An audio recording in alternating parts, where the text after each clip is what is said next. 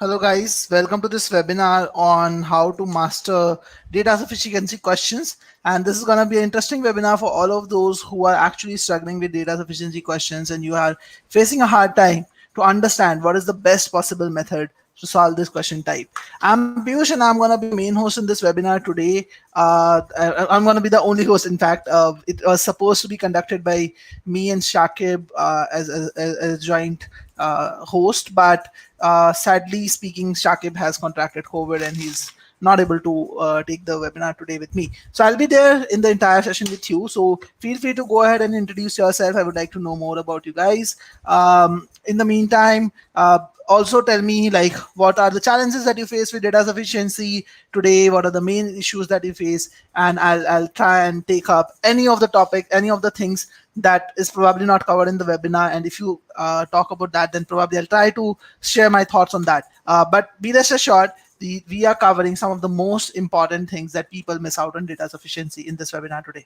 Okay, so as I said, I'm Piyush. Just to tell people who don't know about me, I'm a GMAT strategy consultant at GMAT, and I have 9+ years of experience mentoring students enter the top schools across the globe. I have helped many people achieve the best possible score on the GMAT that they could, and I love interacting with students over calls and helping them out.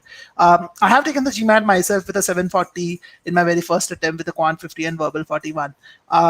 So in this webinar, what we are going to learn today is, first of all, starting with the major mistakes in DS. Okay, I don't see any comment yet, so I just want to make sure before I begin with this part, which is going to be the main part of our discussion, that all of you can hear me loud and clear. So it will be great if you guys can just say a quick yes if you're able to hear me loud and clear, just to ensure that my voice is audible to all of you.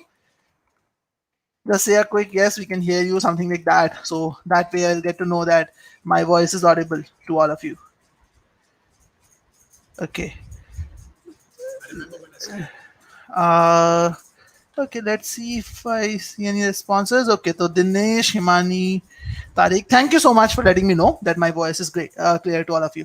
And if, as I said, if you have any questions around any concerns, that major concerns that you face in DS, feel free to let me know, interrupt and ask me in the meantime. And I want this webinar to be very, very interactive and cover all the major issues that you face in GMAT DS. Okay, so first of all, we'll talk about the major mistakes. Again, a lot of times we just classify some of the errors that we make as silly mistakes. We tell them that we tell ourselves that okay, this time we actually missed this particular part. Next time we won't miss that. But we'll understand what are the major mistakes, what are the root causes of those silly mistakes that you make, and then this is more like identifying the core issues, and then we will actually solve 4 to 5 practice questions. Again, depending on how much time we have, we'll solve 4 to 5 practice questions, and most of them will be 700 level questions today. Some might be 750 level as well, where we will see the application of these things, that why people may end up making those mistakes and how we can avoid those mistakes. So each of these questions are handpicked to actually make one point very clear, like some learning, take some learning out of this. So these are not just random questions that we have picked. We have taken these questions to help you learn something in terms of how can you improve your performance in data sufficiency. And then we'll quickly talk about the improvement strategy for quant as well, because I'm assuming that the people who will be attending this webinar are looking for improvement in their quant score. So I'll talk a little about the quant improvement strategy for quant just for about 5 minutes or so, and then I'll open it for an open-ended Q&A in case anyone has any questions to ask. They can feel free to ask at that point of time. Without any further ado, so let's understand, why do people falter with data sufficiency questions? Now, one of the reasons, let me put it this way, that one of the basic reasons is lack of conceptual clarity. Many people start thinking that, okay, I'm actually making mistakes in DS, but it is possible that there is some lack of conceptual quality which exists, and this is sometimes costs you more in DS than in PS, because in DS you are tested to the extreme level in terms of how much knowledge is sufficient to answer a question. So it's about taking as less information as possible and deriving the maximum amount of inferences from it. So lack of conceptual clarity is tested to the extreme in DS, but it is also tested in problem solving. So if this is a problem for you, like if there's a lack of conceptual clarity, the chances are very high that you will actually be having a low score in a particular topic in both PS and DS questions. Now, what do I mean by this? Let's take an example. Again, I'm taking a very simple question. The objective is not to solve this question. The objective is to help you guys understand what do I mean by lack of conceptual clarity. And I don't mean to say that you probably don't understand the basic concepts. Sometimes it is also about some particular application of those concepts, some particular aspects of those concepts which people are not aware about. So let's for example, let's look at this question.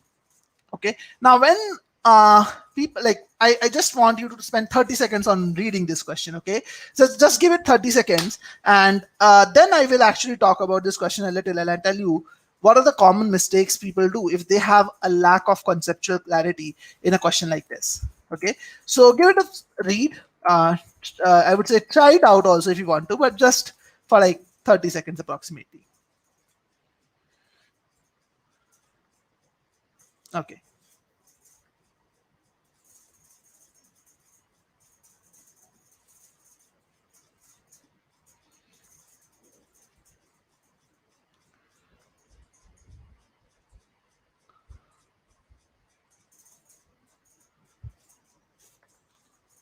Again, as I said, my objective is to not our objective is here is not to solve this question, but to understand an important mistake which people make.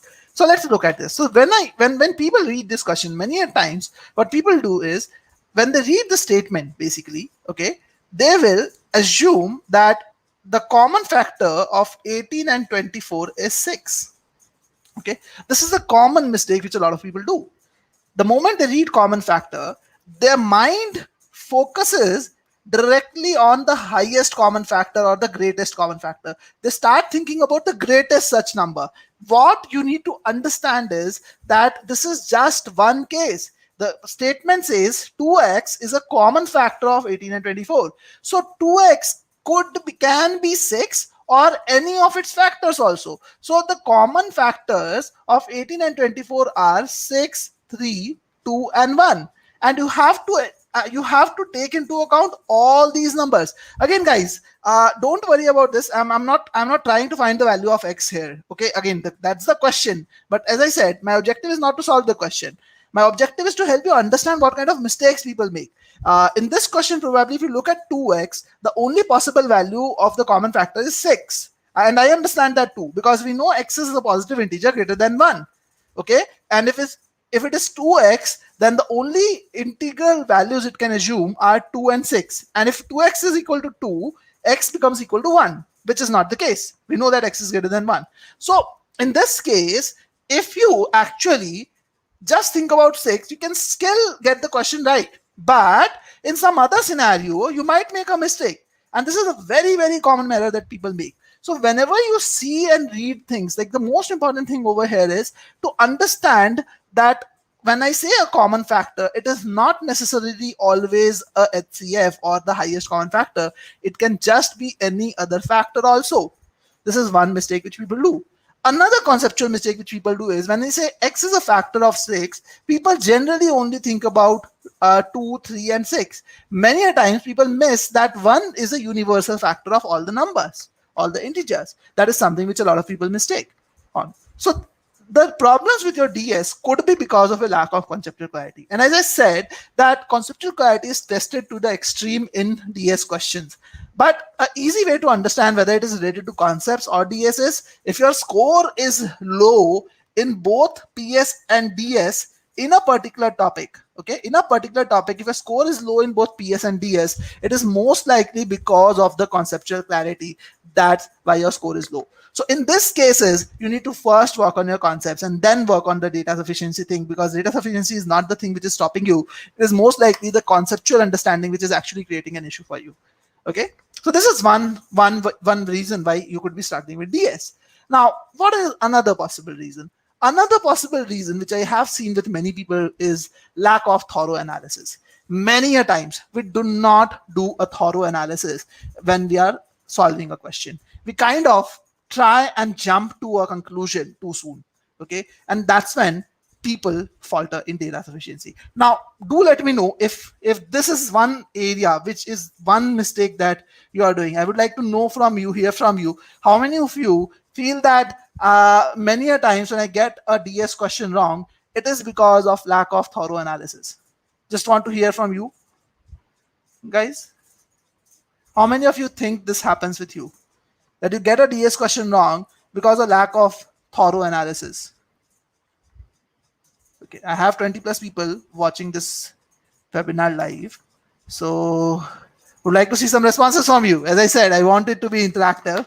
So just want to see how many of you are being attentive and how many of you are relating to this. So how many of you face this, that, okay, you are getting a question wrong because of lack of thorough analysis? Okay, Himani says yes. I actually get the questions wrong sometimes because of that. Okay, no one else has responded. So should I assume that that's not the case with you? Okay, Tariq says it sometimes happens with me. Arnav says yes. Yes, it's true for some questions is what Ravish is. Yeah. Okay, so let's take an example. So for those of you who don't understand what I mean by lack of thorough analysis, let's take an example. So for example, if this question is given to you, let's say if x and y are positive integers, is x multiplied by y even? Remember that many a times what we assume directly is that in this case, to understand whether x and y are even, we need the values of x and y. We don't really go to the next step and think that, okay, what are the possible scenarios which are there? What I mean by this is that people do very less pre-analysis when they are solving a question. There is very little amount of effort put in to pre-analyze and come to certain understanding of what is really asked for. Okay, and remember guys, I'm just talking about some basic issues now. We will be solving 700 level questions just in a short while, but this is important because this is going to be the crux of the entire webinar. These are the common mistakes which people do. They do not simplify the question stem. They do not make sure that many a times it's just about simplifying the question stem before moving forward. Now in this case, if you don't simplify the stem and you say that, okay, in this simple in this question, when I say x multiplied by y is even, what it is really asking me is at least one of them odd, even, sorry, it is at least one of x and y is even, because x and y can only be even, x multiplied by y can only be even if at least one of them is even. Okay, if you do this much of pre-analysis, you can actually solve this question very, very quickly. It's very easy. Many times what people do is, okay, they say they see statement 1 and they say, okay, it just tells me that x squared plus y squared minus 1 is divisible by 4. It does not give me the value of x and y. So I probably cannot find the product of x, y, and I cannot say whether it is even or odd. But in reality, in this case, you don't really need the values of x and y. You only need to understand whether x and y, what is the nature of the values of x and y. Okay, so this is another important mistake. In my opinion, if you're actually struggling with data sufficiency, this is most likely the biggest cause of that, the biggest reason behind it. And you'll see this happening in many of the questions that we're going to solve today. The thing with here is that if you actually sharpen some of the skills like simplification, visualization, translation, and deduction, it will help you to do things better. And again, I'm going to talk about all this today. Don't worry about that.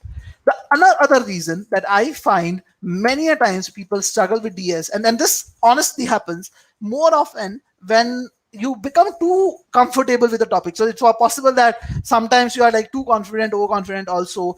Then this can also happen. In many cases, this can also happen because of you feeling, let's say you are under time pressure or something, but being lazy is another very, very big reason.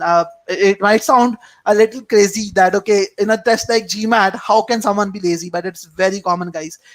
Many a times in DS, we don't want to put in the effort just because we know that we don't have to find the exact value of the variables. We just have to find whether the answer question can be answered or not. And people take it to the extreme of being lazy. Just to give you an example, many a times when a question like this comes, again, I'm taking a very simple example over here.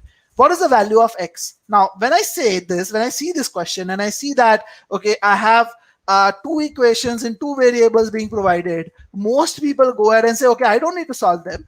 Most likely the answer is C, because there are two variables here, and I have learned that in order to solve the value of a variable, I need at least two equations in two variables. Basically, if there are two variables, I need two equations to solve and find the value of one variable. But that is not always the case. There are a lot of lot of things which happen there. In many cases, you might as well, because you're lazy, you will look at two equations, and you don't even check whether there are two different equations or not, because you always need two different equations. And if you look closely in this question, this equation is nothing but this equation multiplied by 1.25. Okay, that's what has been done. So there are not two different equations, there is just one single equation which is represented in two manners, and the answer in this question is going to be choice E. You cannot answer this question using even both the statements. And this is just an example which I'm telling you. There are other extremes also. There is a possibility that you can sometimes answer and find the value of one variable from a two variable equation just by having one equation with you with some constraints. And those constraints may not be even explicit. Okay, so it's possible to find those values. So don't ever be lazy. Don't just take something into consideration. Always you have to question the credibility of the information that is being provided, or there are traps like this which GMAT will set for you. So just be very conscious about what is given to you and what can be inferred from that. That's the most critical thing in DS that you have to do. So don't be lazy at all when you're solving these questions. Okay, so don't skim through the information and jump to a conclusion. Think through it. And why is this important? Again, some of you might be thinking, okay, Piyush, isn't this obvious? Why are you even talking about it? Again, I've taken a lot of webinars about timing and the test taking strategy for GMAT, and I've talked multiple times about the importance of the first 15 questions. And guys, trust me, in the first 15 questions, especially in the first 7 questions, you don't get that many difficult ones. You get more simple questions. Okay, very simple questions. Like, I should not say very simple. Again, this is a subjective point. But if you are good and con, the question difficulty level in the first quarter is going to be very, very easy. And if you are going through a DS question, there is a possibility that you might find something to be too easy, but there is a trick involved in it. And if you miss out on those small things, you might as well miss out on the entire question. So it's very, very important that you don't get lazy. Don't jump to conclusions. Think about it. Give it a due time. As a point of fact, when I was doing the GMAT myself, there were many cases when I was able to solve a question within 30 seconds, and it was a DS question in the first quarter itself. But I made sure that I have spending at least half a minute more. I used to spend at least 1 minute on every question just to think about all the possible cases so that I'm not missing out on anything. It's very, very important that you do this. Okay. Another mistake that people do is you want to save time. So obviously we have to save time on GMAT. Yeah, that's the obvious fact. We have just 2 minutes to answer a question. Now, in order to save time, many a times when we see a long question, and this is something which happens with the word problems very, very often. When we see long questions, people do not really read those questions properly.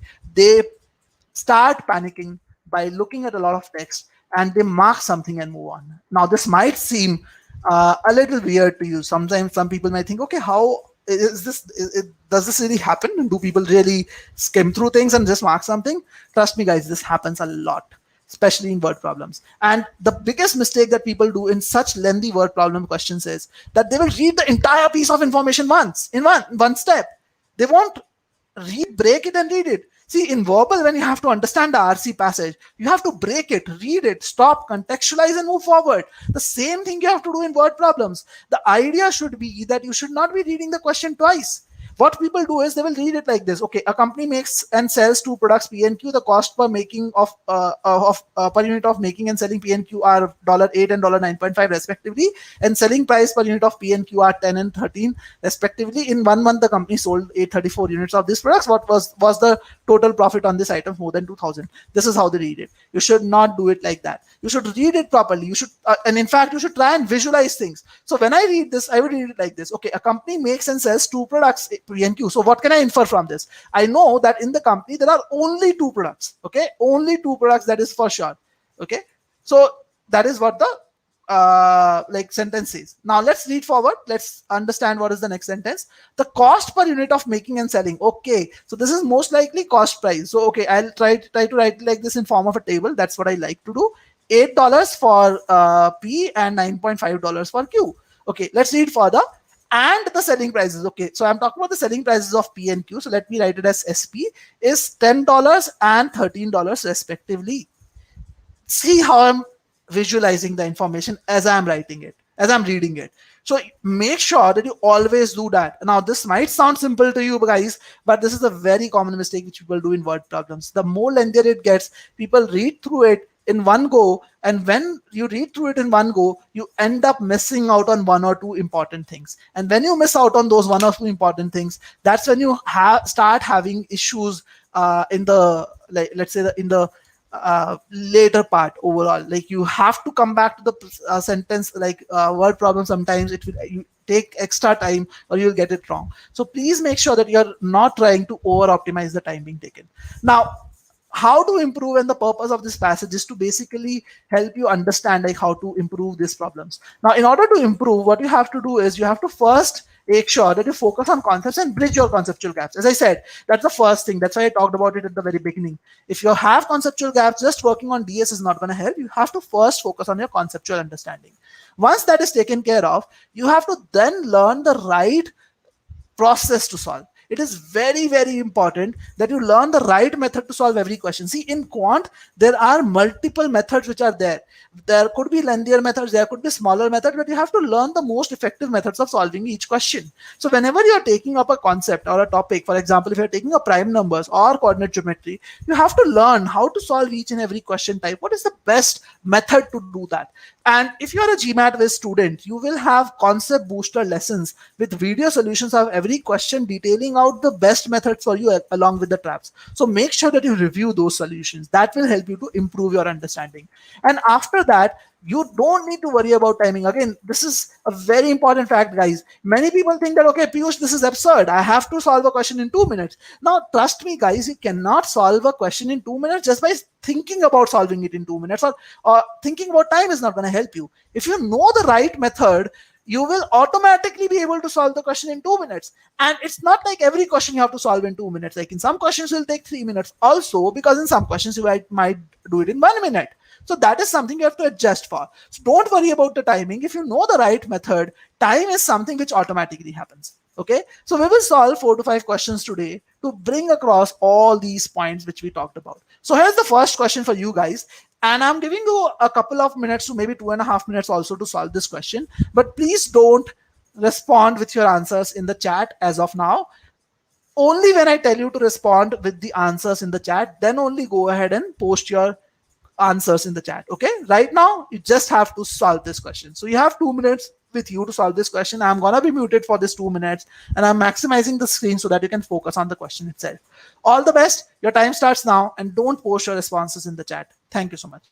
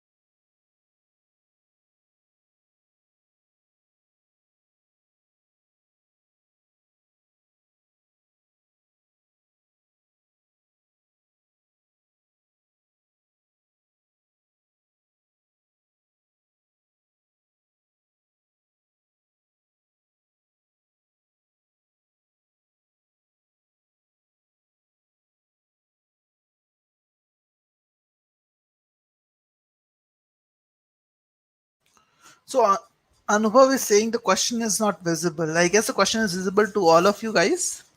I can see the question in the live stream pretty clearly. So Anubhav, please try rejoining maybe. And if anyone else is not able to look at the question, or the question is not visible to them, do let me know, because I think the question is visible quite easily.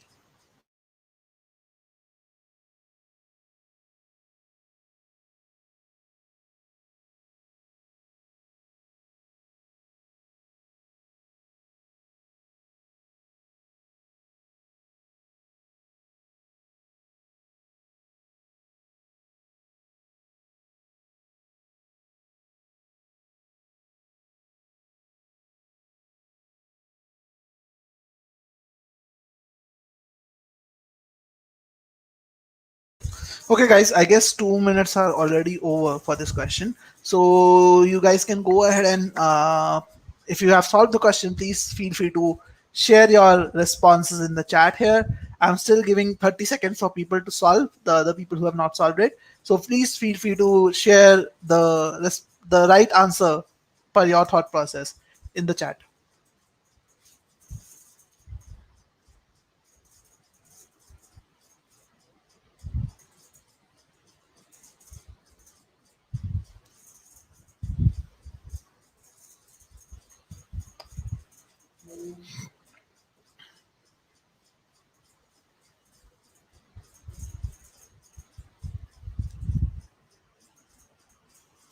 Okay, so I don't see any responses yet.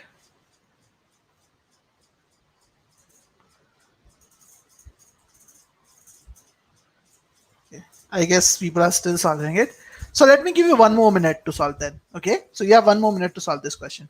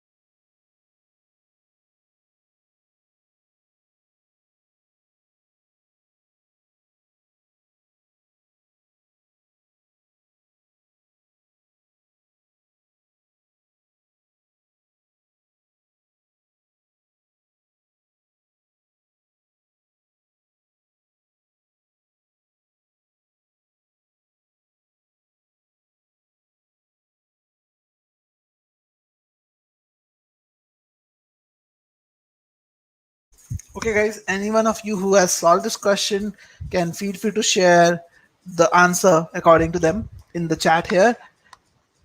And if you are still having issues with this question, if you found something tricky about this question, do let me know.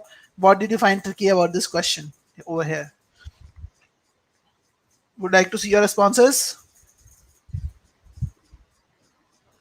I guess I'm audible to you guys. Okay. Amitesh says it is D. Tariq says I think it is C. Is what Tariq says. Drago says it is D. Okay. What about others? I do see 3 people have responded. I have 2 votes for D so far and 1 vote for C. What about others, guys? Again, I said this webinar is about 700 level DS questions, so you don't expect a lot of simple questions today. We are gonna be doing mostly 700 level questions. In fact, this is a question which I would probably put it at 700, 750 only. Not that difficult, but it's just that there's a lot of text which is there that you have to read. Okay, Ravish says don't know how to approach or solve.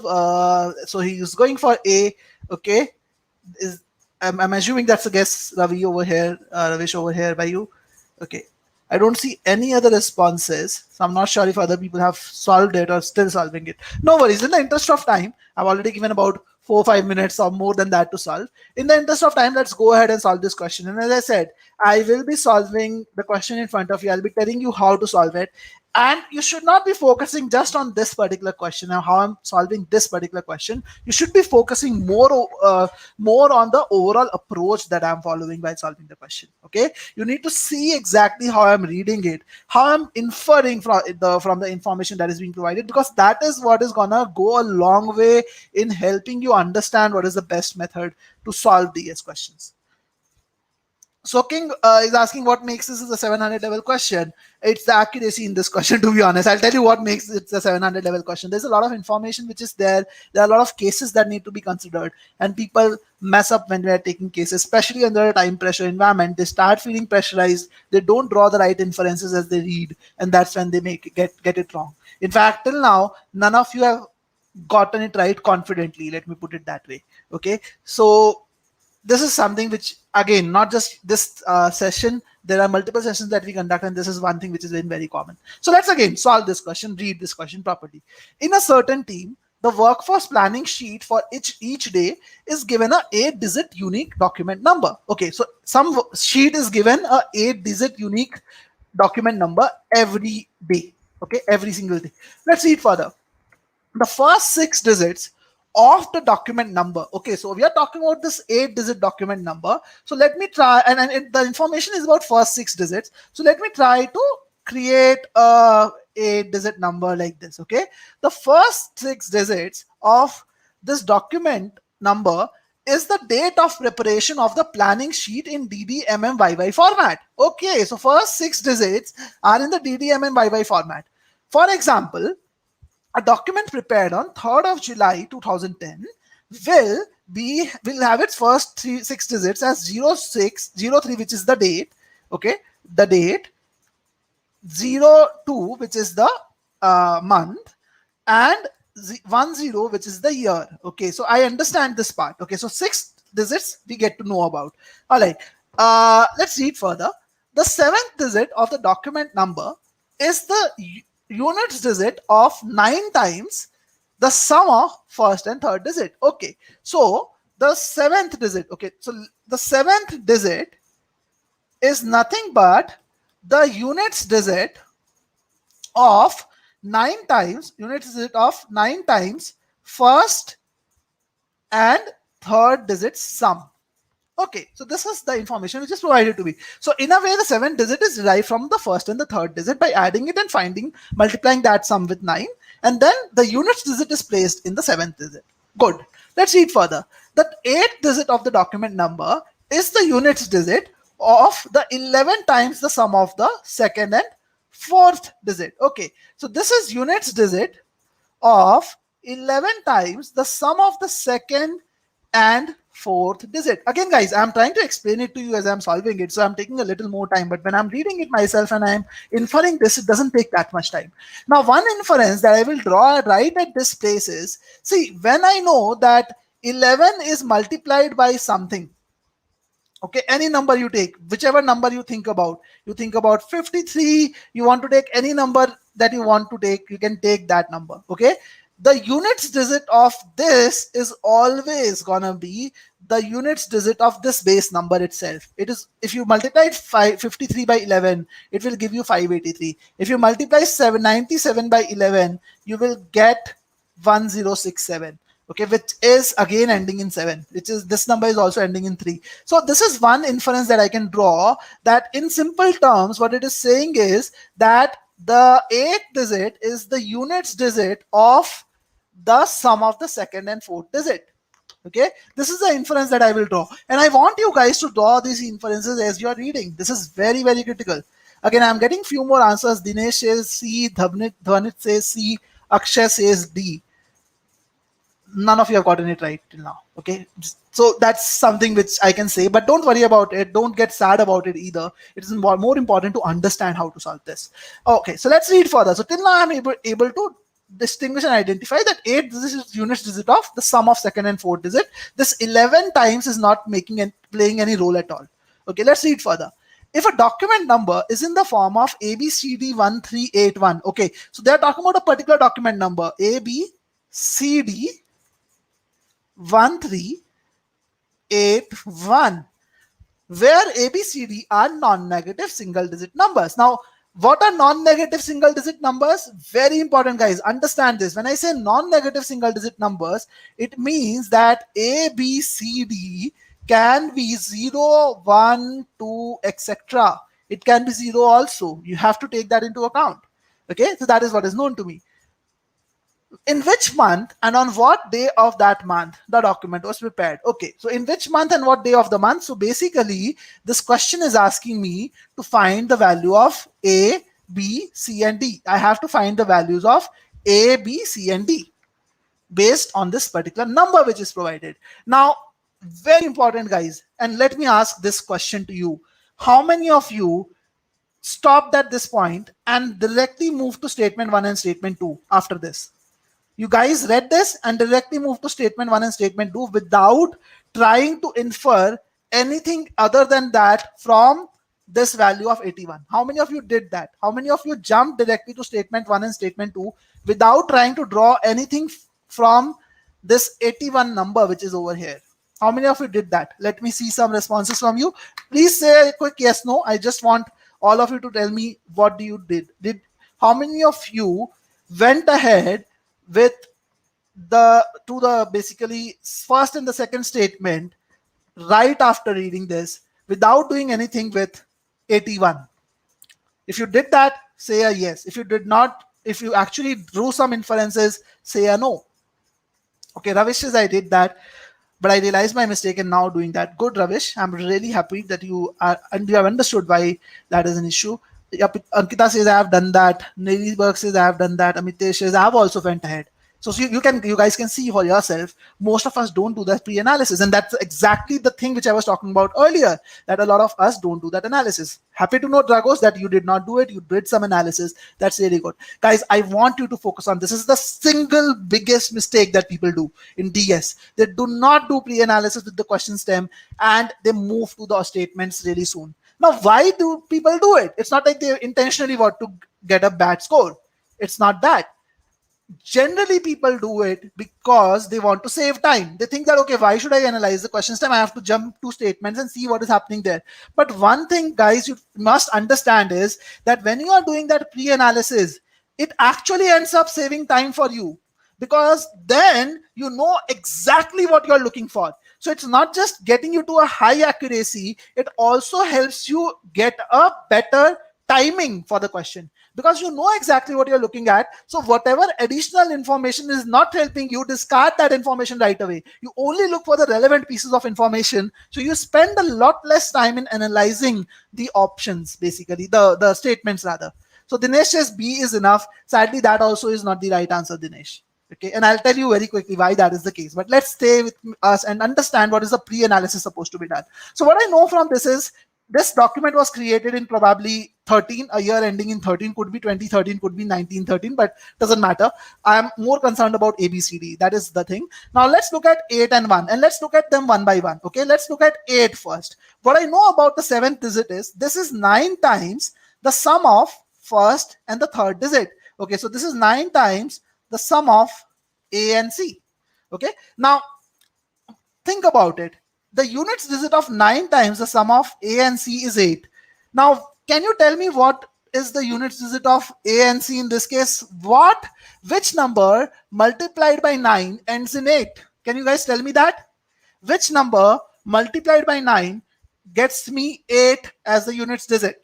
In the units digit. Can you guys tell me that very quickly? In the meantime, you say that I'm going to just infer certain things about A, B, C, D. Okay. A, I know, is the first part of the date. So it could be 0, 1, 2, or 3. Okay. The date can be 31, 29, anything like that. B can be anywhere between 0 to 9. Okay, it can take any number between 0 to 9. I can have a date like 19, I can have a date like 10, anything like that. In that case, the B value of B will be 0. Okay, I'm great to see that most of you got it right. Yes, 9 multiplied by 2 is gonna give me 8. Okay, 2 or something ending with 2. Okay, what is the value of C? C is the month, right? The first digit of the month. Now, months can be between 1 to 12. So C can only be 0 and 1. What about values of D? Think about the values of D. D is the last part of the month, right? So last digit of the month can be anywhere between 0 to 9. Again, I can have September, which is 9. I can have October, which is 10. Okay, so important over here to know is that I know that A plus C ends with 2. Now, what can I infer from this particular piece of information? If A plus C is ending with 2, obviously I cannot have A plus C equal to 12, because the highest value of possible for A is 3 and the highest value possible for C is 1. So they cannot be 12. So what I can definitely know is from this, it is directly telling us that A plus C is equal to 2. The sum of A plus C is equal to 2. From this, I will make certain cases. What are the possible values of A and C in this case? Think about it, guys. Can I have, like, let's try to write this down, guys. So one possible case is I have A as 1, C as 1, then 1, 3, 8, 1. This is one possible scenario. Okay. Let's talk about another scenario. I can have A as 2, C as 0, then 1, 3, 8, 1. Okay, these are the only two cases that are possible, right? Good point, Ravesh. I'm so happy to say that you are able to come to this inference. So these are the only two cases that are possible because I cannot have C equal to 2. So from this, I am able to infer this right away. So this is the information which I can infer from the value 8. Okay, let's now look at the second information which is provided to us. The second piece of information which is provided to us is that 1 is the last digit for, like 1 is the 8th digit. And I know 1 is something which we get as the sum of units digit of 2 and 4. Now, in which case the units digit of 2 and 4, like in which case the units digit is 1. Units digit is 1 in case the sum itself is 1 or it is 11. These are the only two possibilities that exist, because again, the second and fourth digit are B and D respectively. Okay. Now, if they are B and D, they can be anywhere between 0 to 9. So in the maximum possible scenario also, the maximum value that I can have is 18 for B and D, the sum of B and D. So clearly, I don't have the possibility of 21 being there. Okay. So I'm looking at units digit as 1. It is only possible if the sum of B and D is 1 or 11. So what I also know is that B and D could be 1 or 11. Okay. So 21 cannot be possible. Yes, Ravish, you are right. So let's write those things down. Let's write those inferences down. So one case is this. Another possible number is this. And I know that, sorry guys, I know that B plus D is either 1 or B plus D, okay, B plus D is equal to 11. So these are the two cases that are possible, and this is another piece of information which is written to me, given to me. This is what I want you to pre-analyze. And some of you might be thinking, okay, Piyush, didn't this take you a lot of time to think? Not really, guys. If you think it right, it will take you maximum 30 seconds to do this. After reading the question stem. Reading the question stem will take you 30 seconds. Doing this will take you another 30 seconds. So 1 minute gone on this. And if you are not as fast as I am, probably you might add just one more, like 30 seconds to 40 seconds also on top of that. So maybe maximum by 1 minute 45 seconds, you should be down to this level of inference. Now, trust me, guys, after this, the question is a cakewalk, and I'll show you how it is a cakewalk. But most people won't invest this much time on the question stem analysis itself, because the time pressure kicks on their mind. They start thinking, okay, I have not achieved anything till now. I'm not even close to my answer. And people don't give this much time to pre-analysis. And what you need to understand is it's not a lot of time, guys. It is 1 minute 45 seconds. And the question that we are talking about is a 700 level question. And in 700 level question, it is okay for you to spend 2.5 to 3 minutes also. Okay, 2.5 minutes is all fine, trust me, because it's a 700 level question that will take you a little longer. And you have that luxury because you will get some easy and medium questions also to start with, where you will save time. Okay, so as I said, 1 minute 45 seconds straight, I can get down to this level of inference, even if I'm slightly slow. Okay, now let's move to statement 1. What does statement 1 tell me? The first two digits of the document number are 20. Okay, so it tells me that only this particular case is possible. This is what statement 1 is telling me. And it is giving me one very important piece of information, that B is equal to the first two digits is 20. So what I get to know is that B over here is equal to 0. Now, if B is equal to 0, now it's very easy for any one of us to understand that the only possible value of D is 1. I cannot have D equal to 11. That's a single digit number. So I get to know that my answer, my number is 20011381. See how easy that was. It took me just 10 seconds to understand that statement A is enough. Statement 1 is enough to answer the question. That right away takes out B out of the scope, C out of the scope, and E out of the scope. So I only have A or D basically as answer choices. So I just need to see whether 2 is enough or not. Okay. So Pommel, B cannot be 11. Remember, they are single digit numbers. Okay. They're single digit numbers. So it cannot be 11. B is only possible as 1. So I'm going to remove this piece of information which was provided in statement 1 to me, and I'll try and analyze statement 2 in solidarity. Okay, so let's read statement 2. What does statement 2 tell me? It tells me that sum of the first and third digit of the document is a multiple of 2. Okay, guys, you need to understand this part. This piece of information is not something which is new. The sum of first and the third digit is a multiple of 2 that is evident from this number 8 itself. And in both the cases that is there. So this piece of information is nothing new. This is actually the same piece of information which is provided to me. And I don't need to worry about it if I have actually done this pre-analysis myself. I'll just take 5 seconds to understand this is of no use to me.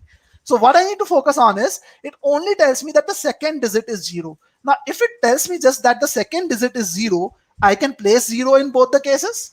I can place 0 over here and I can place 0 over there as well in both the places. So what it tells me that B is 0, then what I can again infer is that D is equal to 1. So I know from this statement that D is equal to 1. So this statement tells me that B is 0, D is 1. Indirectly, it tells me about two numbers. But in that case, even in that case, I have two possibilities that are possible. So statement 2 does not give me a definite value of that number, and that's why D is incorrect. The correct answer in this case, not the only correct answer, the correct answer in this case is choice A. And sadly, none of you got it right.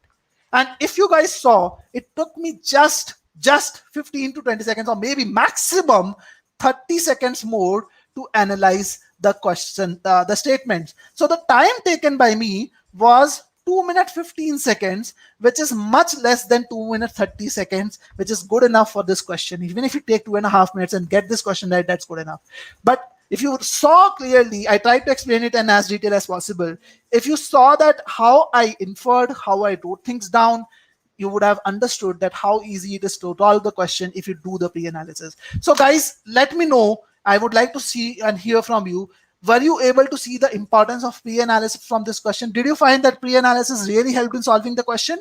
Quickly, do say a yes or no. I would like to see the yeses and nos from your side in the comments over here. Okay, do let me know if you found that pre-analysis was really helpful in this case to get to the answer quickly and in an accurate fashion. Do let me know, guys. Okay, Neely says it was helpful. Okay, glad to know that. Ravish also found it helpful. Dragos also found it helpful. What about others? Did you guys understand the importance of pre-analysis? Ankita says yes. Shruti says yes. Great. So happy to see that. Okay, Shruti has another question. She says, could you please quickly explain why did we omit 11 into second plus fourth multiplying by 11? Okay, very simple, Shruti. Think about it this way. I multiply any number with 11. What is the units digit of that? Units digit of this number remains the same as the units digit of the base number. You multiply any number that you want to take, okay? Any 1-digit number, 2-digit number, 3-digit number, any number of digits that you take.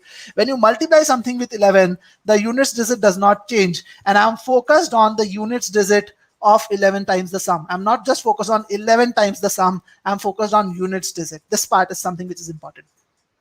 Okay, so I'm great to see that most of you got it right. So Shruti, when you multiply something with 11, the units digit is not 1. It is the units digit of that number. Okay, great that you have understood it. Great. So guys, very important learning. Please, if this is probably the most important learning of the session that you're going to get today. Pre-analysis holds the key in data sufficiency questions. Never ever move to statements without analyzing the statements, like the question properly. I have a query, Ravish says. Shouldn't we use the statements first because we want to check sufficiency? That's what I've been talking about, Ravish. You have to check the statements, no doubt. But my point is you should not check it first. Because when you start checking it first and you don't do the pre-analysis, you are not able to narrow down things. You're looking at a more broad spectrum. What pre-analysis helps you is, it helps you in focusing on the main objective, focusing on the main aspect, and you are not strayed upon by different things. You're not taking too many cases which is outside the purview. See how it is easy it became for me when I had these numbers written in place that, okay, it's 1 space 1 space 1381. If I had not done that, I would have just written this 4 places with 1381. Then I would have thought, okay, the first 2 digits are 20. Now let me think about what are the other 2 possible scenarios. And the same analysis I have to do again for second statement, So it is going to be very difficult for you. It will take extra time. And it's not just about difficulty and extra time. It is also about you losing focus. Sometimes you'll lose patience and you will miss out on a case. You will get the question wrong. And trust me, guys, nothing hurts you more than nothing hurts your chances of getting a Q50 or 49 more than getting a simple question wrong in the first quarter. That's the worst mistake that one can do. So please make sure. I just wanted to make sure that this point gets across to all of you. Okay, so it's 50 minutes. We have just solved one question, but my objective is not to solve more questions, but to get you to an important lesson. So if this point is across to you, my job is done to a great extent. Let's solve the second question today. Okay, so this is the next question in front of you. Very simple question, very easy question.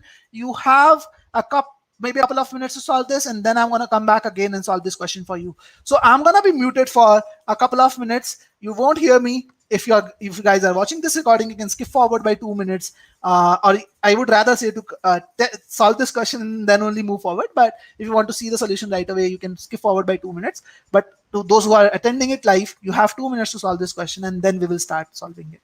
Okay, so all the best, guys, for this one. And please don't post your responses unless I ask you to do so. So that remains the same.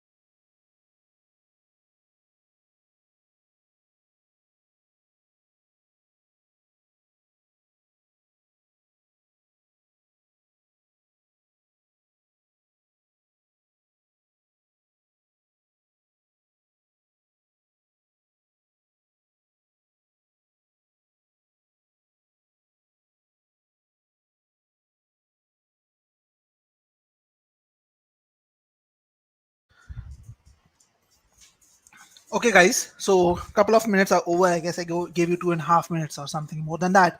So please share your answers. I have a comment already from Ravish. Say he's done, and he found it easy question. Okay, good. I'm happy to know that you found it easy. Please share your answers now. You can go ahead and share your answers in the comments. I would like to see what you guys think is the right answer. Okay, I see a B from Ravish. Ankita also says it's B. Arnab says it is D. Okay, what about others? B and D seem to be the most popular ones now. Definitely a easier question, right? Much more simpler than the ones that we solved earlier. Nili says it should be C. We need both statements together. Shashank says B with a question mark. Okay, so not sure. Shashank. Okay, Prasanna says it's C. Jeffrey says B, B, B, B. So yeah, Jeffrey is very confident that it's B. I'm very confident. Okay, the ghost says it is C. Dhanraj says it is B. Okay, I have got how many? About, I guess, yeah, 10 responses out of 27 people who are watching. So pretty decent number of responses, I guess. Let me tell you, none of you have gotten it right. Till now, none of you have gotten it right. It's not B, it's not C, it's not D. Okay, it's none of these. And this is actually a 700 level question just because of this reason. Okay, Jeffrey says, oh wait, it's E. Okay, so yeah, it as actually this answer, the right answer to this question is choice E. And I'm going to explain this. Don't worry about that. Don't run away anywhere. I'm here with you. Don't worry about that. The reason I chose this question, again, as I said, every question which is there is handpicked and for a certain reason to cover up various mistakes that we do. And very rightly pointed out by Jeffrey, one big mistake that people do in data sufficiency is assume things. Pre-analysis, lack of pre-analysis can also lead you to assumptions. Do we know that x and y are integers? Let me ask you this question, guys. From the question itself, it just says is x plus y an even number? Do we know that x and y are integers? Do we know that? Quick yes, no in the chat. Do we know that x and y are integers? Is that given in the question to us? Do you think that do we know that x and y are integers? Let me see your thoughts. Do we know that x and y are integers? I don't see any yeses or no's till now. I just want to make sure this is very interactive. All of you guys understand this part. Okay, so Ravish says it is no. Shruti says it does not say that. Nidhi says no. Okay, Jeffrey, yeah, I'm happy that you at least identified that mistake. Good. So, Hari, the answer is not D, but again, don't worry about that. Focus more on what we are doing today, right now. So yes, we don't know that. Now, how many of you assumed this? Probably all of you who solved this question and said that, okay, the answer is B, assumed it for sure. Anyone who answered it C or D also assumed that for sure. We cannot be sure whether they are integers or not. This is another mistake which people do when you don't pre-analyze, when you don't read the question. Like when we just read the question and don't do anything with the question stem, that's when this happens. If you don't think about what is really required for you to know if x plus y is an even number, this is what happens. You also miss out on certain things which are set as trapped. So there are certain assumptions that people make always. If you say they see variables, they think they are integers. It is incorrect to see that. It is possible that they could be an even number or odd number. It is possible to get an even or odd number by adding two decimals. That's the next question. But again, if I don't know they are integers, they could be any numbers. They could be 1.2, 1.3, 1.5, anything like that. And is it possible to get even or odd numbers by adding two decimals? The answer is yes, it is possible. It is possible. I can have 1.5 and 0.5 added to get a value which is 2, which is an even number. So it is possible. So all I can infer from the question stem till now is that they are two real numbers. Okay, that is what I know. Okay, so first step for me always should be analyzing the question stem. If it's asking if x plus y is an even number, we can only infer that they are real numbers. They can be positive, negative, since nothing is mentioned. So if unsure, you can check by taking two examples, two decimals, as I said earlier. So x and y are real numbers. That is all I can say. Okay, I have a question from Shruti. Odd and even numbers will always be positive integers, right? No, Shruti, that's not the case always. Okay, the negative numbers can also be odd or even. Okay, for example, -1 is odd and -2 is even. Okay, so Ashulu, in the question stem, there is no information about y, there is no information about x. So don't worry about that. There's no information in the question stem. Again, I've not went to the options or like statements now, because as I said, you should always analyze the question stem properly first before moving to the questions, the statements. So till now, I don't know anything about x and y. All I know is that they are real numbers. Let's now move to individual statements. So let's start with statement 1.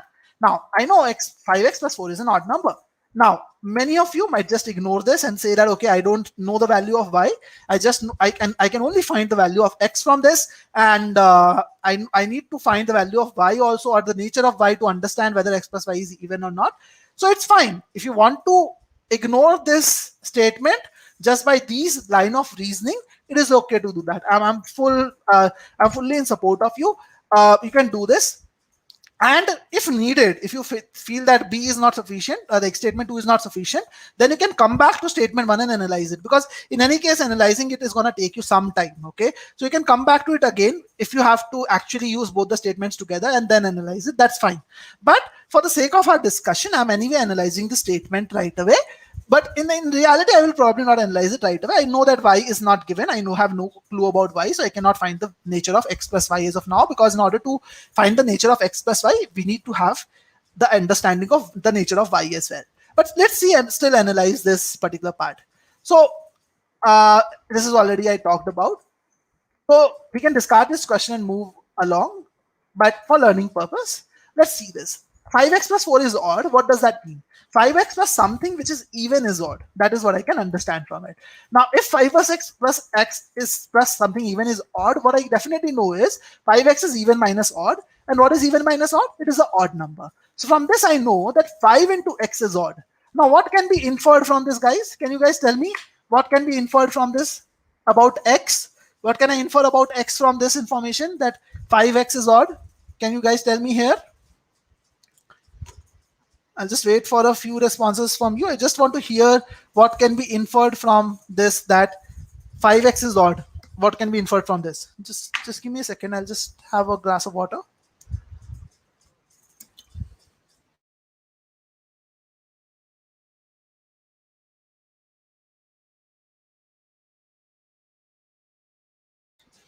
Okay, guys. So happy to see some responses and not so very happy to see some others. Ravish is saying x is odd or 1 by 5. Jeffrey is saying the same thing. Ravish again came up with a few more examples. That's great. But I'm not happy with what some of you are saying. Some of you are saying that x is odd. If you still think x is odd, you are still assuming, guys. Prasanna, Ankita, Dragos, please make sure that in DS you tread very carefully. If 5x is odd, you can only say x is odd if x is an integer. This is the same mistake that you did when you analyzed the question stem. Why are you doing it again? So if you're doing it again, probably either you're not focusing on what we are discussing or you're not being careful once again. So make sure that you're doing thorough analysis in DS. It is very, very important, guys. If 5x is odd, I cannot infer anything. Most people think that should be odd, but it can be odd only if it is an integer. If x is an any real number, it is possible that x is a fraction like 1 by 5 also. I cannot say for certain, like being very certain that x is an odd number. So I'm happy that Jeffrey and Ravesh, you guys picked it up. Very important, guys. Again, remember, the objective is not to solve this question. The objective is to understand the approach. And this is how you should read when you're solving questions. You should be looking at the multiple cases. You should be not assuming anything. Keep an open mind. Okay. Yes, Shruti, fractions and decimals cannot be odd and even only apply to the integers. Okay, so if these, like, just by judging the kind of questions that you're asking, Shruti, I feel that there is a conceptual lack of understanding in the basics of number system for you. So please work on that, because if you are not averse with these things, you are not well aware of these things, it is going to be an issue for you in some questions. Okay, so let's move forward. So this is something which is there. Now, let's look at statement 2 independently. Let's look at statement 2 now, what it tells us. Now, what statement 2 tells us is x minus y is an odd number.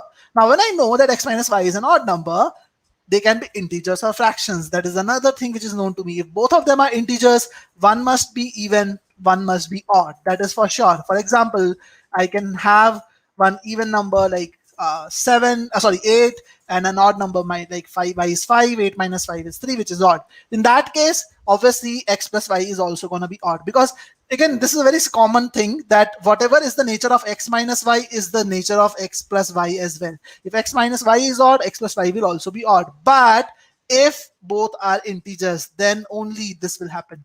Remember that, guys. What if both of them are decimals? It is possible that x is 0.2 and y is 1.2. In that case, x minus y will be minus 1, which is an odd number. Okay?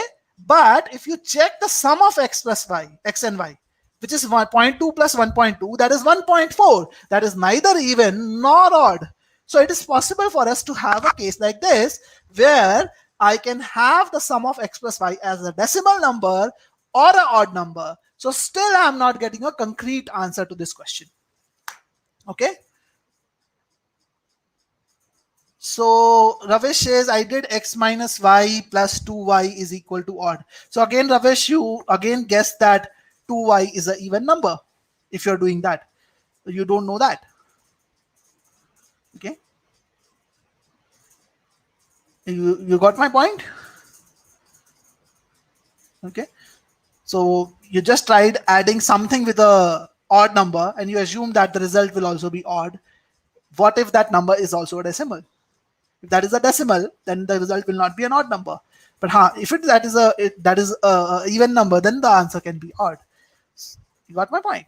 Okay, good.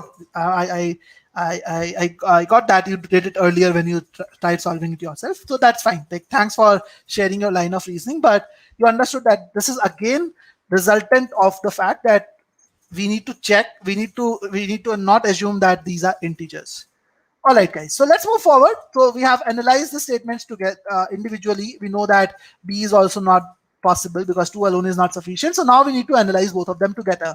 Okay. Now, what is told to us? In statement 1, we know that X can be odd or it can be a decimal like 0.2, 1.2, and anything like that. Statement 2 tells us that X and Y are integers, odd and even, or they can be decimals. There are two possibilities that exist. So if I take into account both possibilities, we still are not sure whether X and Y are integers or decimals, because that is something which is still not given to us. So X plus Y can either be odd or can be anything. It could be a decimal also. So the correct answer is choice E. The correct answer is choice E, not A, B, C, or D. Okay, so what is the learning or the takeaway from this particular question? Again, as I said, every question is handpicked to give you an important lesson. The lesson or the takeaway from this particular question was that it is very important to do pre-analysis all the time, but at the same time it is also very important when you're doing that pre-analysis or any sort of analysis, you should not be assuming things. You should know what is given to you and what can be inferred from you. So this is one question which was checking your inference skills and assumptions. So these are certain skills that you have to understand, that what are you able to consider as cases, are you able to do it properly or not. So these are certain skills that you have to think about. Now, very important question, very good learning that we had, and I'm happy to see the comments from you that you found this question helpful. So thank you so much. I'm happy that this question helped. I picked this question specifically for this particular learning. If X and Y are integers that is given, then answer would have been option B, Ramesh. So B was sufficient in that case. Sorry, statement 2 was sufficient, so B would have been the answer in that case. But yeah, without that assumption, we can, like, without that information, we cannot answer this question. So again, this question served that purpose. Now, one important announcement before we move to the third question, which will again give us a very important lesson, another important lesson, another quick announcement. If you guys are looking at short-term crash course for your GMAT prep, because again, round 1 is coming near. Most of the round 1 applications will be in August end or September. So if you're looking at a short-term course in 3 months, if you want to ace all aspects of GMAT content verbal, we are starting a live online GMAT class really soon. This will be a crash course, and this will be aimed at people who are looking at a fast track improvement in their scores. In 3 weeks, we will have a lot of webinars where we will actually have a focused discussion on important aspects of GMAT content verbal. So just like the discussion that we had today, we will be having a discussion on various areas of content verbal by handpicking important questions for advanced application of each of the areas. And the classes, the way the classes are aligned is a very, very organized manner. So what happens in this is every week, there will be 2 sessions happening, one on Saturday at 7 p.m. and one on Sunday at 7 p.m. And every week you will have a certain amount of homework to complete. So imagine this way, that as a student on weekdays, your job will be to complete that homework from our online course. In the online course, you will be taken through all the important aspects of selected topics. So you will learn all the basics and the important aspects from there, including a lot of questions that you will practice. Then on the weekends, you will have a webinar focused on that particular area. One webinar on Saturday, one webinar on Sunday, on 2 different things altogether. And in that webinar, we will take up advanced application of those areas, like topics. So we'll take up selected questions, each having an important lesson, and we will give you those questions to solve, and then we will be solving the questions with you live so that you are able to understand where you went wrong. And it is going to be a focused group of about 20 students that we are going to have. This batch starts from 24th of April, but if you really want to get the maximum out of this crash course, you should enroll by 17th of April. And it only costs you 349 USD, which is a introductory price for the first 10 students who are going to join. After this price might go up. This will include access to the entire online course that we have, which has 100 plus hours of video lesson, 26 live sessions in over 13 weeks, along with 4,000 questions approximately, 5 full-length mock tests, and a lot of things that you can think about, and an AI-driven study plan also. So a lot of things are there. If you want to check out the details, you can check out the details on the website, on our website. This is the link which is there. And we are only inviting 20 students for this batch of our crash course. This will help you prepare for the GMAT and be ready to take the GMAT in July middle almost, and that should be good enough for you to apply in round one. So this is a special batch that we are running for round one. So a small like notice to all of you who are looking at a fast track improvement and a fast track score. This is one thing that you can look at. With that, let's move on to our next question. So guys, again, you have a couple of minutes to answer this question, and once your question is answered, we will actually take the learning forward. So 2 minutes you have to answer this question, and please don't respond with your answers in the chat unless I ask you to do that. And I'll be solving this question. This also has an important lesson. Okay, I'll take up Sudeep's question. Sudeep, 1.4 is not even. Decimals are not even or odd. Only integers are even or odd. So that's a conceptual gap that is there. All right, guys, all the best for this question. I'll be muted for a couple of minutes. You can solve this question in the meantime.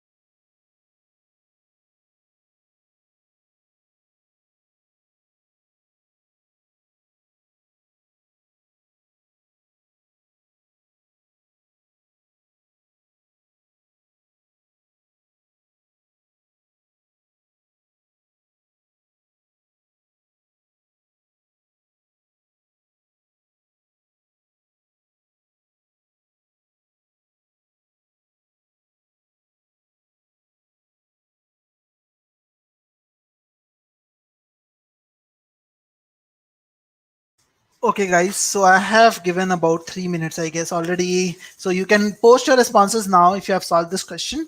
I'll be happy to see what is, according to you, the right answer to this one.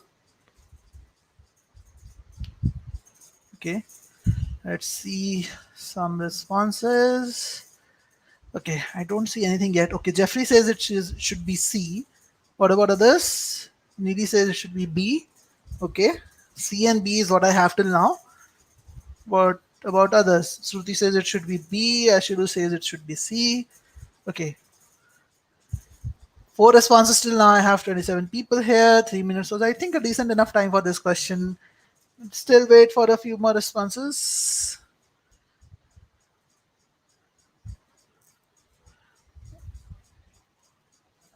Okay, C is what Ravish says. Gaurav says it be B. Dragosh says it is C. Okay, so I see a lot of people going for B and C. Seems to be two popular choices. Good, guys. I'm happy to see a slightly better accuracy this time around. So let's solve this question and then I'm going to reveal which is the right answer. So let's, again, as I said, I will quickly look at what is given in the question stem to me. Okay, in the above multiplication table, if each entry is an integer, okay, so I know that each entry is an integer. It's a very, very important piece of information. I don't know whether it is positive, negative, or zero. It could be anything. Like an integer is positive, negative, or zero. So I know it could be positive, it could be negative, or it could be zero. Remember, zero is a non-positive, non-negative quantity. So all these possibilities do exist. And what is it asking me is the value of q. Now, again, before even jumping to the statements, I will do some pre-analysis. I will try to look at what is the information provided to me. P square is V. I know 2P is W. So I know that all of them are integers. So I can be 100% sure over here that W is an even number. That is something which I can be sure because P is an integer. I know that PQ is X. I know that 2P is W, that is already given to me. 2 square is 4, nothing new. 2Q is Y, that is another piece of information given to me. So I know that this is also even. Again, that is piece of information which is there. PQ is X, I already know. 2Q is Y, I already know. Q square is Z. So this is the piece of information which is given to me. The good thing is, over here in this question, what I know is there is no interrelation between these numbers, as in the value of one does not impact the value of another, as in you cannot see v, w, x, y, or z on the left side of the equation. We only see on the right side. But anyway, that's just an observation, nothing important over there. Let's understand what we have to find. We have to find the value of q. Now, if we have to find the value of q, x can help us, probably y can help us, probably z can help us. These are three numbers which deal with q. The others don't deal with q. So probably I'm looking at something related to these pieces, probably might be helpful. Let's look at statement 1. Statement 1 says w is greater than 1. Now, w is greater than 1 does not tell me anything about q because q is not related to w. What it tells me is that 2 to the power 2 multiplied by p is greater than 1. That's all I know. I cannot infer anything about q from this, so I can move forward. I am sure that definitely A is not the right answer. A cannot, one statement one is not sufficient, so A is not the right answer, D is not the right answer. I can cross them right away. Let's move to statement 2. What does statement 2 tell me? Statement 2 tells me that 2 is equal to, W is equal to YP. So I would try to, I have some information about Y, which is one of the numbers which can get me some information about Q. So that's one positive thing. So I'll try and replace W and Y with the value. So what is W? W is 2P. So I will write it as 2P. What is Y? Y is 2Q. So I will write it as 2Q multiplied by P. Now, one very common mistake which people do, and I'm sure that those of you who marked B as the correct answer did this mistake. Even Ashulu, you said C is the correct answer first and then you changed it to B. Probably you made this mistake also. You cancel 2 from both sides, but at the same time, you also cancel P from both sides. And you say that, okay, this means Q is equal to 1. Most of you who answered B as the correct answer would have done this. And the moment you do this, this is another big mistake that you're making. This is completely wrong. This is completely wrong. Q is it could be equal to 1, but that's not the only possibility. This is one very big mistake, and this is a very important lesson you guys need to take from this. See, when we are canceling, what we are really doing is we are really dividing both sides by 2. That is fine. You can divide both sides by 2, have the same result, but you cannot divide both sides by p. Why you cannot divide both sides by p? Because p can also be 0. And if it is 0 equal to 0, something divided by 0 is undefined. You cannot divide something by 0. So be very careful when you're striking out things from left hand side and right hand side, that you cannot strike off variables. You cannot strike off variables just like that. You should not strike off variables just like that. Even if you're striking them, then create two cases. Case 1, strike it. Okay, say q is equal to 1. Case 2, that variable that you have striked, that could be equal to 0. Because if p is equal to 0, 2p is equal to 2qp, irrespective of what is the value of q. So always take two cases like this. If you are striking off a variable, always create the second case where that variable can be 0. Or if you don't want to get into all this, this is also easy, nothing different with that. You should not strike off variables ever. Then just strike off the constants, take both this on one side, and then take p as common and 1 minus q. Okay, so then you know that there are two possible scenarios. Either p is equal to 0 or 1 minus q is equal to 0, which means q is equal to 1. So you do this way or that way, you always end up with two cases. Okay, I would like to know, for those of you who marked choice B, how, like, did you miss this part? Did you miss that p is a variable and I should not strike off it as right? I should not strike it off right away. Did you do that mistake when you're solving this question? Quick yes no in the comments here. Okay, Prasanna says yes, I did that. Okay, were you aware of this, Prasanna, earlier, that you cannot strike off a variable? Were you aware of this? Were you aware of this? Okay, Nidhi says I did that also. Shruti, Yosef, were you guys aware of this also, that you cannot strike off an variable just like that? Remember, guys, I'm pretty sure that some of you might be aware of it, some of you might not be, but always remember, this is a very important learning. Now, again, I don't want my entire question to just give you this lesson. My lesson is not just this, that you should not strike off a variable. My lesson is always understand what is given, that it is integer, it can be all possible cases. And the second thing is, remember the some small mistakes that you always make. Okay, we tell ourselves that these are silly mistakes, we missed out this, but you have to remember these mistakes. There are common mistakes which people make. One mistake is canceling the variable. Okay, canceling a variable right away. Another mistake that people do is they see, let's say, a is greater than b, they assume that AC is greater than BC also. Okay, they assume that without knowing anything about C. That is not always the case. This is only the case when C is greater than 0. Similarly, when you have something in the denominator, okay, like this, you have to assume that this number is not equal to 0. There are many more cases like this. Okay, there are many more special cases that exist, but my point over here is that when you know such cases, when you know such small things that you make as a mistake, always take a note of this and be cautious about it and question yourself when you are doing that. Always. Okay, remember, these are small things, but when you make such mistakes, it costs you a lot. So there's no problem in making that a mistake. A mistake is, when we are human beings and we are made to make mistakes, but it is more important to learn from it and not repeat that same mistake. So try not to repeat it. That will help you out. Okay, so clearly B is not sufficient to answer the question. There are two cases which are possible. Case 1 is that P is equal to 0, and case 2 is that if P is not equal to 0, if P is not equal to 0, then Q is equal to 1. Now, obviously, since B is also, statement 2 is also not sufficient, that is also out. So I have to combine both the pieces of information together. If I combine both pieces of information together, I know that W is greater than 1, and I know that W is equal to 2P. So 2P is greater than 1, which tells me that P is greater than half. So if P is greater than half, I know that P is not equal to 0, so this case is out. So the only case which is left is this, so which tells me the value of Q is 1. So C is indeed the correct answer. Okay. So I'm happy to see that a good number of you got it right this time around. So as I said, these are certain traps which are there. I talked about a few traps like you should not cancel the variable, and then there are other traps also which are set on different questions. Now, in order to help you cover these traps, at GMAT Viz we have come up with an idea of a concept booster. Again, in any topic that you do, any single topic that you do on our platform, if you're a GMAT Viz student, you would have seen this concept booster lessons. Now, what this concept boosters lessons do is they give you one question at a time to solve, which is followed by a detailed video solution.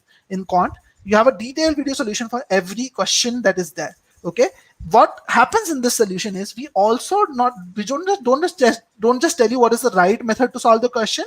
We even tell you what are the common traps that GMAT sets for you in each option choice.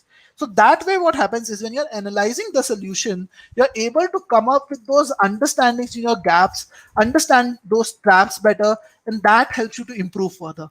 And each question in the concept booster is handpicked and it covers a different aspect of that topic. So, for example, if you are doing prime numbers from our course, in the concept boosters, what we have done is we have identified and researched all varieties of questions which have ever appeared on GMAT.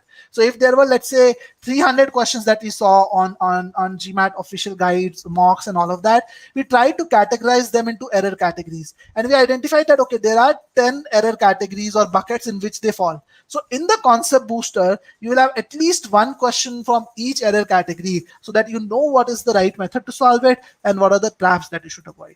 Okay, so these concept boosters are really helpful in understanding these traps that I just gave you an example of, and it will help you to improve that further. Okay, with that, let's move to the next question for the session today. So again, this is another DS question. Again, this webinar is about DS, so this is another DS question in front of you. You have about a couple of minutes to solve this question as well, and I'm going to be muted. In the meantime, you have 2 minutes, and then I will give you a signal when you can post your solution, like post your answers. Okay, so don't post your answers now. You have 2 minutes to solve this question. All the best. I'm going to be muted in this 2 minutes, guys.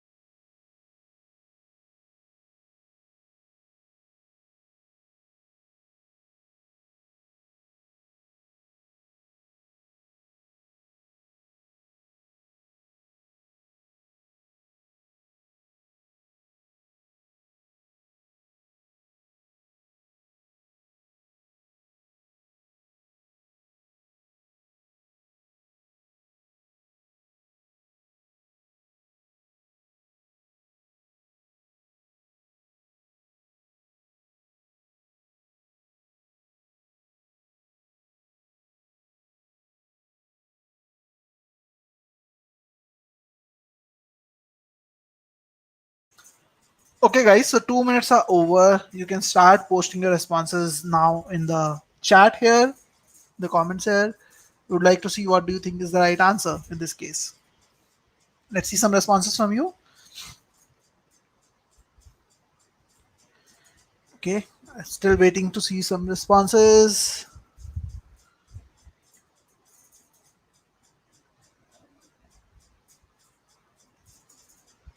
Okay, Ravish says it is E. Okay, what about others, guys?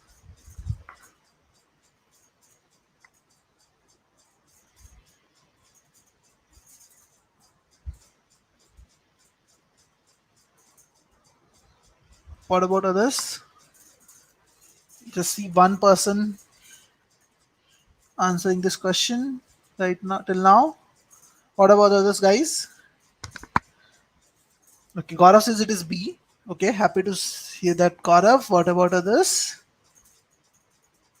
Yusuf says it is C. Okay, so we have three people with three different answers: B, C, and E. What about others, guys? Trust me, guys, I solved this question for the first time today, and it took me just 30 seconds to solve it. And I did not have to put pen to paper, basically, to solve this question. It is that simple if you actually understand it conceptually. If you don't understand it conceptually, it can even take you 3 minutes, 3.5 minutes to solve this question. And even if you don't understand it conceptually, there are multiple ways of doing it. One way is taking 3.5 minutes. Another way can even get you there in 2.5 minutes also. So it's possible to get it right in that time.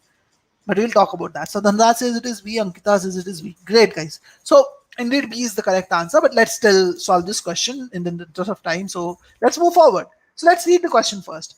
A right cylindrical tank. Okay, so I'm talking about a right cylindrical tank. So I know that there is a tank which is in form of a cylinder, has a base radius of r meters. Okay, so the radius is r and the height is h meters, and this tank is T1. Okay, so the tank's radius and height are both given in terms of r and h. Okay, if the base radius of the right cylindrical tank T2 is A% and B% greater than that of tank T1. Okay, so I know that between T1 and T2 there is a relationship. What is the relationship? The radius here is r and the radius here is A% more than r. Okay, so how do I write it down? Those of you who know it, I can write it down like this. A% more than r is basically this number, right? R multiplied by 1 plus A by 100. And the height of tank 1 is h and tank 2 is B% more than h. Sorry. So it is B% more than h. Okay. This is what is told to me. Let's read the question. Then the curved surface area of T2 is what percentage more than curved surface area of T1? Now, understand this, that the question is asking me about the curved surface area. What is the curved surface area of any circular like cylindrical piece? The curved surface area is always 2 pi r h. Okay, so in order to find the curved surface area, I need the numbers r and h, both these values. Okay, but the question is not asking me what is the curved surface area of tank 2. It is asking me by what percentage it is more than that of tank 1. So now one common mistake which people do is when they are doing this, they think that in order to find the difference in terms of percentages, I need to find the values of those two things. And anyone who thinks that way will probably go ahead and mark E as the correct answer because they think that, okay, there is no absolute value which is provided. But guys, always remember, in order to play with percentages or understand the percentage difference, it is not important for you to find the absolute value. What is important for you to find is the relation between them. Even if you have a certain understanding of the ratios in which they are changing or the ratios in which they lie, you can still understand the percentage difference. For example, if one number, again, I'm not here to teach the basics, but I'm just telling you, like giving a simple example. If one number is A and another number is B, and A is 10x and B is 13x. Okay, I don't know the absolute values because I don't know the value of x. I can still find the difference like in percentage terms. The difference in percentage terms is 3x by 10x into 100. Okay, And if you see, x will get answered and will get the value in percentage terms, even if you don't know the value of x, because that is common between both of them. So percentage decrease or increase is irrespective of the scale of the values. So if there is something common between them, we don't need to find the absolute value of that number, because that will eventually get cancelled out. This is what we need to understand. Similarly, over here, if I do that pre-analysis and if I kind of apply that concept over here, I know that R and H are something. Okay, I don't know what R and H is. I don't know their absolute values. But what I know is that tank 2's curved surface area, like tank 1 curved surface area, let me put it this way, this will be 2 pi RH. Tank 2 curved surface area will be 2 pi R multiplied by 1 plus A by 100 into H multiplied by 1 plus B by 100. Okay, so if you see 2 pi R and H, these are common between both of them. So they are not going to play any role in the percentage difference, because that will get cancelled from the numerator and the denominator. We saw that a little while ago with 13x and 10x, right? So if you understand this part, you know that in order to find the percentage difference, we only need the value of A and B. Okay, the question is indirectly asking me, find A and B. This is a simplified version of the question. Now let me ask you this question again. I know that some of you might have gotten this right, but how many of you did this pre-analysis and came to this understanding that I need just the value of A and B? Again, guys, I'm not asking whether you did this calculation or wrote it like this that I have written on the screen over here, but I'm more interested in understanding how many of you thought in this way, that the question can be simplified like this, that I just need to find the value of A and B to solve the question. How many of you thought like that before reading statement 1 and statement 2? That is my question over here. So answer that in yes and no. I will be happy to see your responses. Answer that in yes and no. Let's see what you guys did. I want to see how many of you thought or pre-analyzed in this manner, because again, this webinar, as I said, is about making you understand what is the right approach more than anything else. So let's see some responses.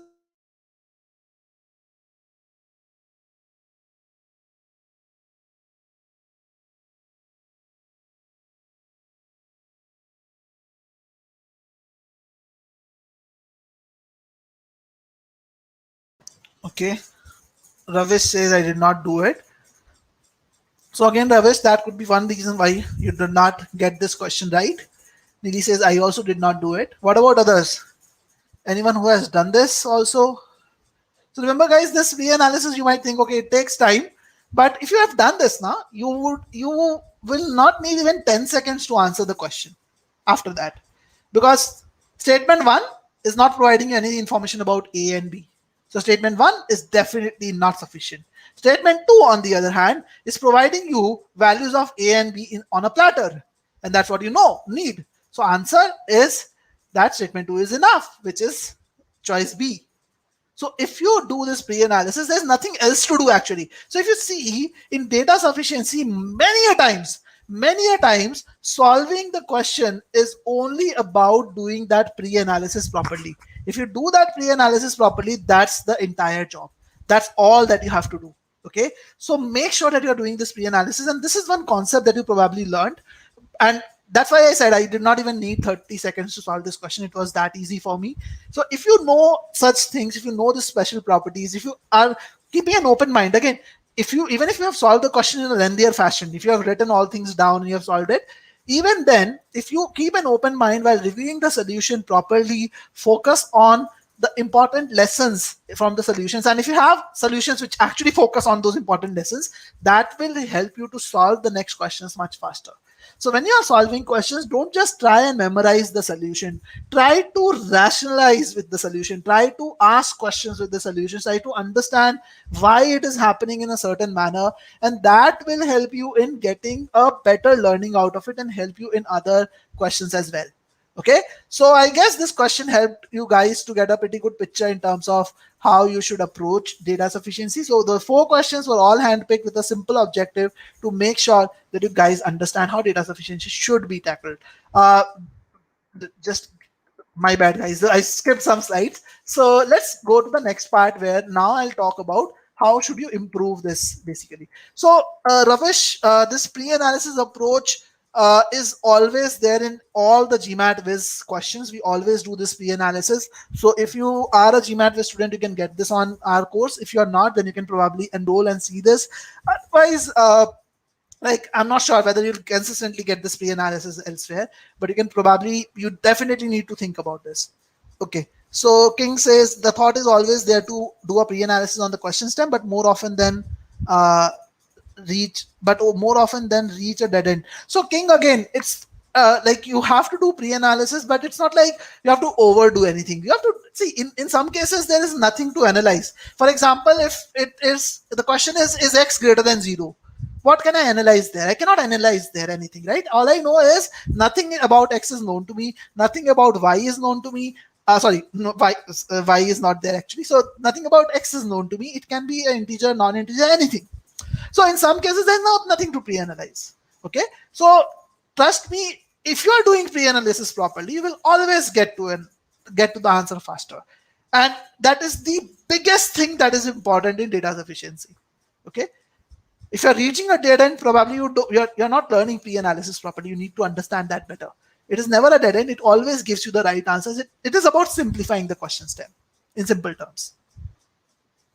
Okay, so one thing which is also important in order to improve your quant score is that you have to understand the conceptual gaps. So if there are conceptual gaps that you have, it might interfere in actually helping you learn, because if you have conceptual gaps, it will make it difficult for you to actually learn any approach overall, and you might as well get questions wrong just because of your conceptual gaps. So if you have any concept gaps, I would recommend you to learn the concepts properly first, and then at least build the expertise in easy and medium questions. Because again, many a times what I've seen students is they just alienate themselves with certain topics. For example, people will not want to do permutation combination at all. They think that okay, this is a difficult topic, so they generally try to skip that topic altogether, which is something you should never ever do. You should always, for every topic on GMAT, you should always try to build an expertise for easy and medium questions at the minimum.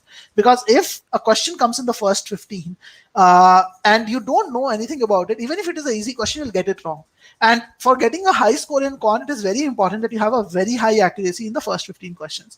So at least build the expertise to get the easy and medium questions right for every topic, and then move to hard questions if the time permits.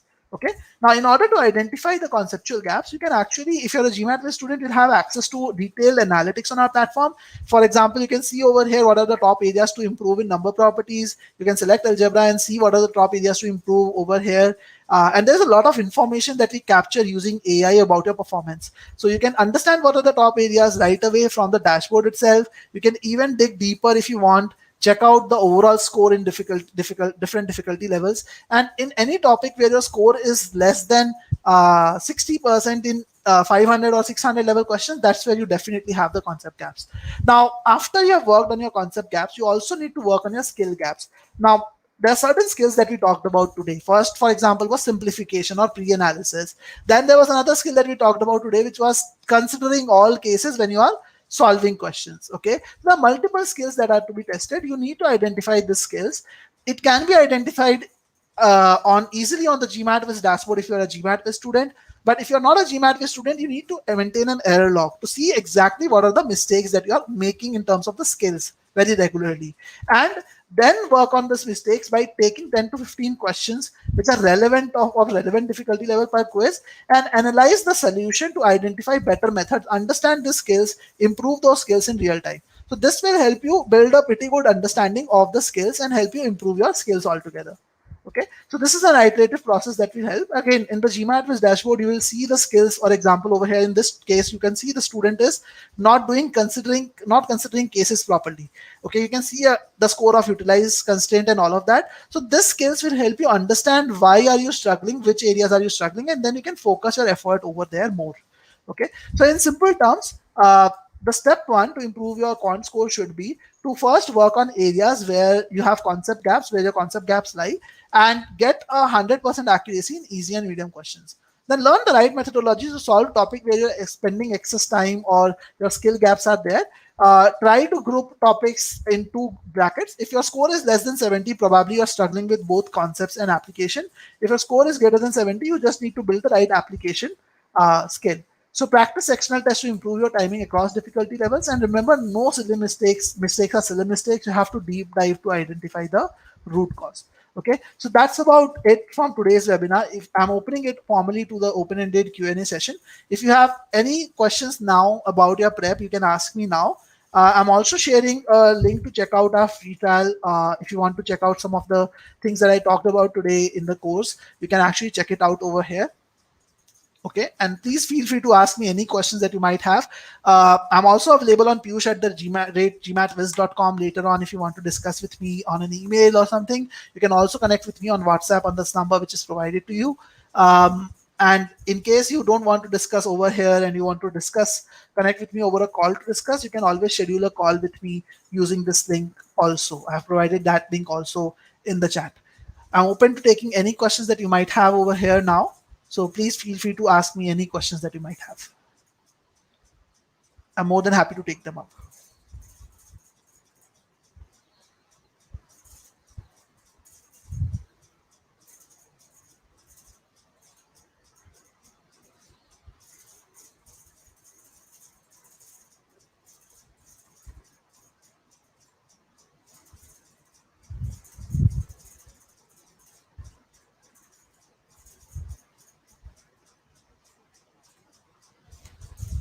Okay. So I don't see any question yet.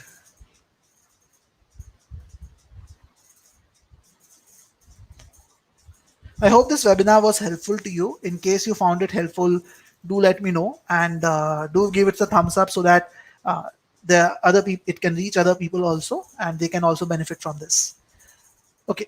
Ravish says PNRs can be done in multiple ways. How can we know that we have taken all cases, etc., for a question? See, Ravish, the best thing about pre-analysis is that you don't have to stress for it. You just have to infer what can be inferred from that particular piece of information. With regards to the question that how can we know we have taken all cases, the only way to do that is your conceptual knowledge should be sound, and that's why you talked about it. See, if you don't know that we cannot cancel two variables on the left hand side and right hand side, it's not because like you'll probably miss that case just because you did not know it, right? So you have to know those special cases also. So those kind of things are important. So that's why I said you have to first work on your conceptual gaps.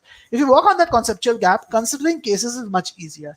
The second thing why you may or miss out on certain cases, second reason is that you may not think about those cases in a very organized manner. That's another big mistake which people do, that they don't think about cases in a very, very organized manner. For example, if x plus y is equal to 5 and we know that both of them are integers, many people will actually start taking, okay, let's take x as 3 and y as 2, and then they will take 0 and 5. Don't do it like that. Do it in an organized manner. 1 4, take 0 5, 1 4, 2 3, 3 2, like this.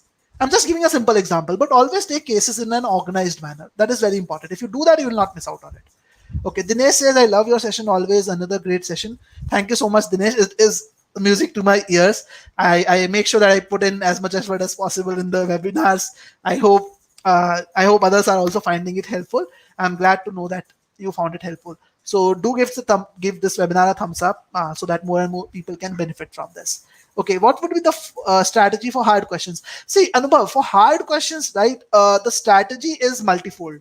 Number one, uh, what you need to understand is that you need to classify your areas into strength and weaknesses. So generally, for your strong areas, you have a higher tendency of getting the hard questions right.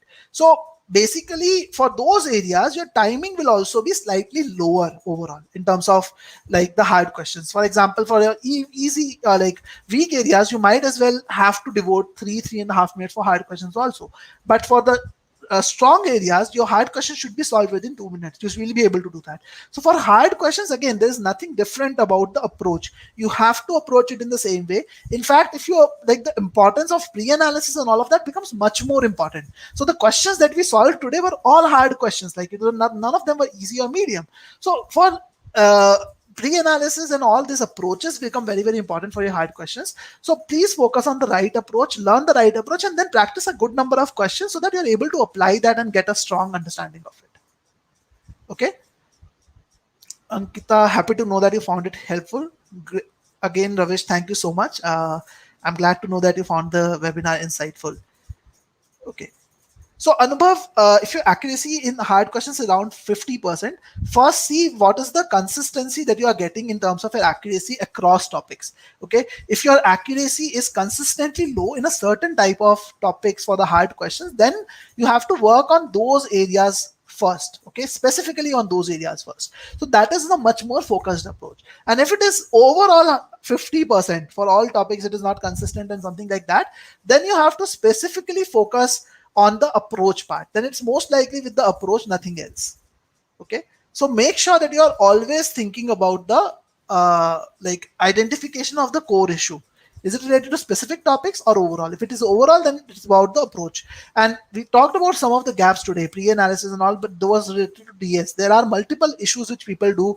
They end up assuming something, or they end up falling for a trap here and there, and that's what also causes them a lot of difficulty in real time. So ensure that you're taking care of those issues also, as in you're not assuming things and not falling for the traps. And this is something that we cover in our GMAT Wiz course, where we talk about all the traps in the concept booster. So this should help you. So Anubhav says, I can solve hard questions, but I take approximately 3 minutes to solve them. So Anubhav, see, as I said, it's fine to take 3 minutes for your easy, like for your weak areas. Even 3.5 minutes might be needed.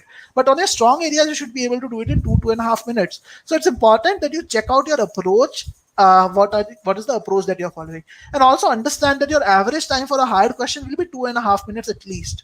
Because in a actual test, you will actually get a good number of easy questions also. In those easy questions, you'll be taking 1 minute, 1.5 minutes maximum. In a medium question, you'll be taking 2 minutes. So overall, when you take 2.5 minutes on a hard question, that times get averaged out. So if you have to identify whether are you taking extra time for all sort of hard questions, and that's where data will help you. So capture that data, see what is the timing across difficulty levels, and accordingly play along. Okay, I hope that helps. Okay, so I don't see any other question as of now.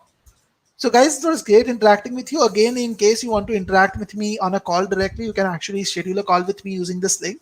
And again, that announcement, those of you who joined late probably, we are actually starting a crash course for people who are looking at a fast track improvement for round one. This crash course is where we will have a very detailed discussion on all the topics for quant and verbal across 26 live sessions over 13 weeks. It's starting from 24th of April at a very special price of $349. You can enroll yourself to this crash course, and this is something which will really help you out in understanding how all the important aspects of GMAT, how it works. On the weekends, every week, 7 p.m. IST, 1:30 p.m. GMT is when we will have sessions on different topics.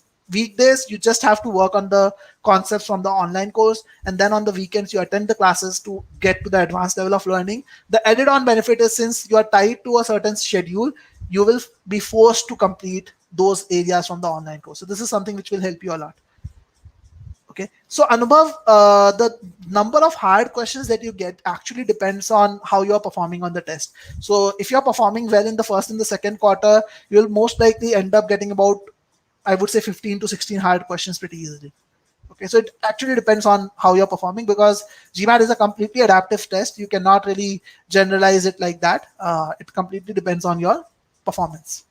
Okay, so it was great interacting with you guys. All the best for your GMAT, and if you're really interested in reaching to a 700 plus score in a quick amount of time, this crash course is definitely going to be very, very helpful for you.